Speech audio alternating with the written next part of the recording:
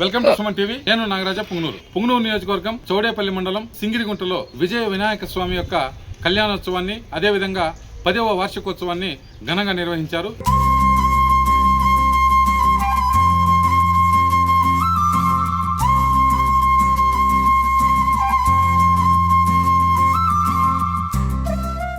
గ్రామంలోని నడిబొడ్డులో ఉన్నటువంటి విజయ వినాయక స్వామి ఆలయాన్ని చేరుకున్నారు. ఉదయం నుంచి వేద పండితుల ఆధ్వర్యంలో పలు కార్యక్రమాలు నిర్వహించారు. అదేవిధంగా సిద్ధి బుద్ధి వినాయక స్వాముల కళ్యాణోత్సవం ఘనంగా నిర్వహించారు. హోమాది కార్యక్రమాలు నిర్వహించిన అనంతరం తాంబూలాలతో అదేవిధంగా దీపాలతో మహిళలందరూ ఊరేగి వచ్చి స్వామివారికి విశేష పూజల్లో పాల్గొన్నారు. ఉత్సవ విగ్రహాలను రథంలో ఉంచి ఊరంతా ఊరేగించారు. ముఖ్యంగా సింగిరిగుంట గ్రామస్తులు ఉన్నటువంటి అందరూ బయట ప్రాంతాలకు వెళ్తుంటారు. 10వ వార్షికోత్సవం అనగానే అందరూ వచ్చి ఆ స్వామివారికి ప్రత్యేక పూజలు చేయడం ఆనవాయితీగా వస్తుంది. ఈ విషయాల గురించి అర్చకుడిని అడిగి తెలుసుకున్నాం. పదండి. శ్రీ గురుభ్యో నమః. శ్రీ విజయ వినాయక స్వామి ఆలయం సింగిరిగుంటపల్లి మండలం.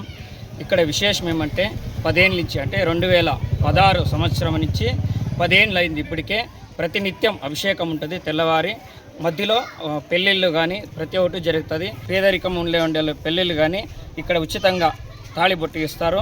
మళ్ళీ ఉచితంగా పెళ్ళికి కానీ అన్నిటికీ కానీ శుంకం అనేది ఉండదు. ఉచితంగా వాళ్ళు సేవ చేస్తారు.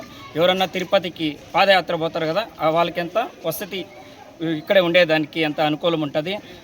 మధ్యలో అభిషేకాలు కానీ విశేష అలంకారాలు కానీ సజ్జలు కానీ ప్రతినిత్యం ఉంటుంది. కావున భక్తాదులందరూ ఇచ్చేసి ఈరోజు కళ్యాణోత్సవం అతి వైభవంగా జరుగుతోంది.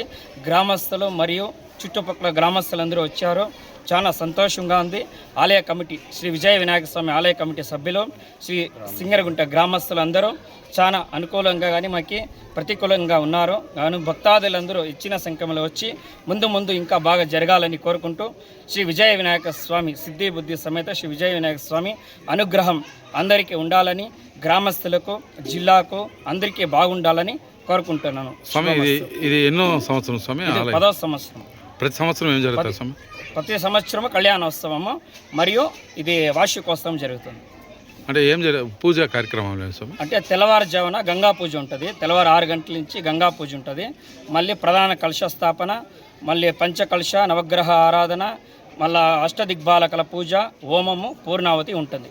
మళ్ళీ మహారుద్రాభిషేకము, కళ్యాణోత్సవము, అన్నప్రసాదం అన్నీ ఉంటుంది. ఉభయదారులు ఎవరు స్వామి? సంవత్సరం ఆలయ కమిటీ మరియు గ్రామస్తులు.